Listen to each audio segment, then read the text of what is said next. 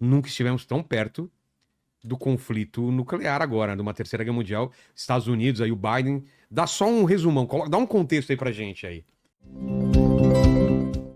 E antes de começarmos a falar de terceira guerra mundial, que é um assunto aí que tá todo mundo querendo saber. Não tá todo mundo querendo saber? Muita gente. Muita gente? Muita gente. Mas antes eu vou perguntar aqui pro Marcílio. Sinceramente, cara. Sinceramente, eu quero sua opinião sincera. Nunca estivemos tão perto do conflito nuclear agora, de uma terceira guerra mundial. Estados Unidos, aí o Biden. Dá só um resumão, dá um contexto aí pra gente aí. Bom, Vilela, assim, pra trazer um panorama geral, né? A Ucrânia vem enfrentando bastante dificuldades no conflito, é fato. Se a gente pegar, por exemplo, os últimos meses, a Rússia, ela perdeu um território estratégico, que é o território de Kursk, só pra gente voltar um pouquinho, né? A Rússia, ela sempre se gabava que desde o final da Segunda Guerra Mundial nunca tinha sido atacada, que potência nuclear não perde território e por aí vai. Os ucranianos fizeram um ataque surpresa numa região da Rússia chamada de Kursk, que fica bem ali na fronteira com o nordeste ucraniano. Vou até pedir pro Léo depois colocar aquele mapinha, né? Ucrânia, Rússia, aquela região toda, né? E depois uma mais ampliada que aparece Polônia, Alemanha e tal. Vamos lá. E essa região de Kursk é uma região da Rússia mesmo, que os ucranianos invadiram. Foi assim, pegou de surpresa, porque o Putin, que sempre se dizia, poxa, eu sou tão poderoso, a Rússia não perde guerra e tal, teve o território invadido pela Ucrânia, que é muito mais frágil militarmente falando. Isso colocou um certo ponto de interrogação se o Putin não estava sofrendo com uma certa fragilidade no conflito.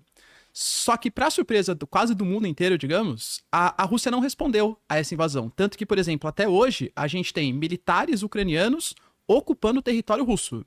Aí fica, poxa, mas a Rússia não quer tirar os militares ucranianos dali?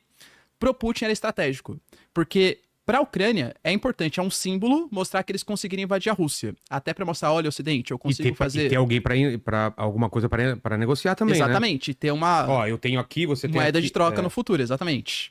Só que para a Ucrânia conseguir fazer essa ofensiva em Kursk, eles têm que dispor de recursos, de homens. Então, assim, eles gastaram muitos recursos, cobertor dinheiro... curto, assim, você puxa daqui, deixa o pé de fora. E deixa descoberto, exatamente. E aí a Rússia se aproveitou e falou, bom, eles estão gastando ali recursos em Kursk.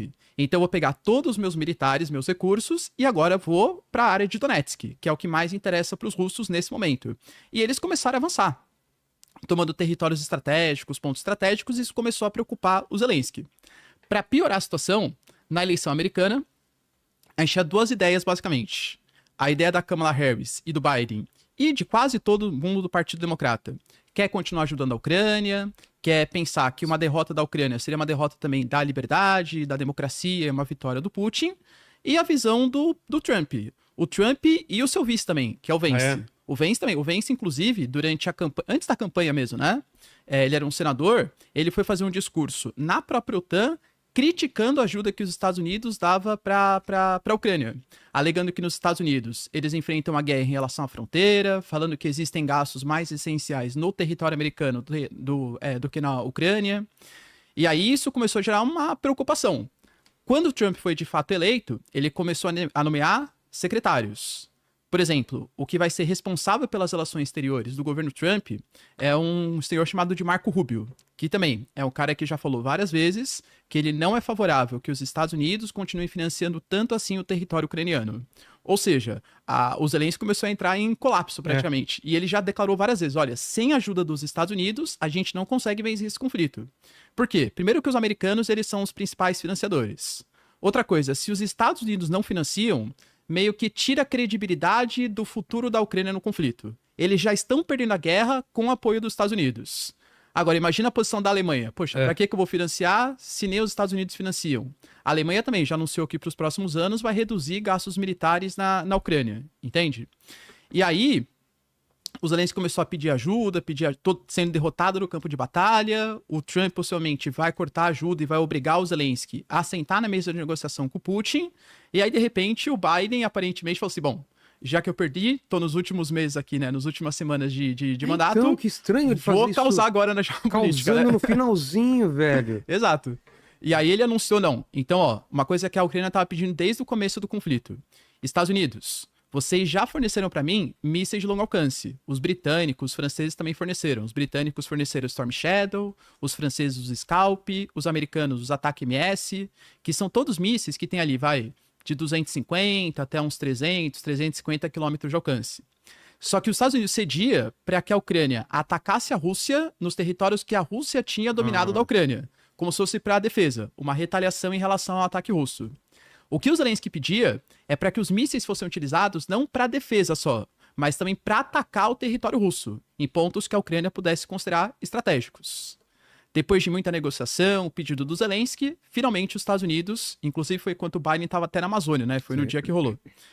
Falando, Verdade. que ele veio, lembra aquele meme que rolou, cena, né? cara, dele indo pro meio do mato, ele vira e vai pro meio Terminou o do mato. discurso, o cara vai pra floresta. Tá lá até agora. E aí ele foi lá e autorizou. Não, eu autorizo os mísseis de longo alcance. Britânicos e franceses também foram na leva aí do Biden, possivelmente deve ter tido alguma negociação por trás, claro, né? E também autorizaram esses mísseis de longo alcance. E aí a Ucrânia foi lá e o Putin já tinha falado, olha, se o Ocidente autorizar os mísseis de longo alcance para serem utilizados na Rússia, a gente vai considerar que é o Ocidente que está lutando contra a gente. Por quê? Porque não é só ceder o míssil. Você tem que ceder o míssil, mas também tem que fazer treinamento militar, tem que ter inteligência, tem que ter satélite. Ou seja, basicamente as coordenadas, a maneira como vai ser realizado o ataque, quem faz é os Estados Unidos. O próprio Lavrov, que é o ministro das Relações Exteriores, falou isso. Se não fossem os americanos ensinando os ucranianos como esses ataques são realizados, com a inteligência, o ataque não seria feito. Então a resposta que a gente vai dar vai ser contra a Ucrânia e contra quem ajudou também os ucranianos a realizarem esses ataques. A Ucrânia foi lá, utilizou os mísseis Ataque-MS em Kursk, que é esse território que foi invadido, e ainda utilizou os Storm Shadow, que são os britânicos, num território russo chamado de Bryansk. Ou seja, a gente teve 2 ataques com mísseis de longo alcance no território russo. E aí, o Putin, ele ficou quase que numa encruzilhada. Por quê? Eu lembro que bem no primeiro dia de guerra, né? Quando começou a operação militar especial do Putin, ele falou, olha... Ele já assumiu que é uma guerra ou ainda é operação especial? Operação militar especial. Putz. Enquanto a gente tiver... a gente vai fazer essa operação militar especial. Se tiver alguma interferência do Ocidente, eu vou apertar meu botão vermelho. Vai ser a linha vermelha. Eu lembro disso. Aí o Ocidente foi lá e começou a financiar. Putin não fez nada. Ah, não, mas se cederem equipamentos, tanques, blindados, aí a gente vai retaliar. Aí o Putin não fez nada. Ah, não, mas se os caças F-16 forem cedidos, aí a gente vai retaliar. Não fez nada. Entende que vai perdendo um pouco a credibilidade? Verdade. Agora, ceder os mísseis. Se o Putin não retaliasse, poxa, cada vez mais a OTAN ia ficar esticando a corda, né? Ia ficar meio que uma guerra fria ali. Ação e reação. Então o Putin tinha que fazer algum tipo de contramedida à cessão desses mísseis de longo alcance. E aí ele fez. Ele autorizou com que o Oreshnik... E dizem que ele ligou pro Biden antes, né? Porque míssil balístico, ele tem que ser avisado, né? Ah, é? Tem que ser. Porque aciona um alarme lá nos Estados Unidos. Os Estados Unidos, ele tem um monte de satélite ali no espaço Monitorando. pra monitorar. O Júlio, que tá com a gente também, eu vou chamar ele daqui a pouco pra ele explicar essa parada também. Sim. E aí o Putin foi lá e deu essa resposta, utilizando que o Júlio vai falar melhor depois, né? Esse míssil balístico que não é intercontinental, mas é um míssil balístico que a gente chama de intermediário, que pode chegar até 5.500 quilômetros de distância aproximadamente.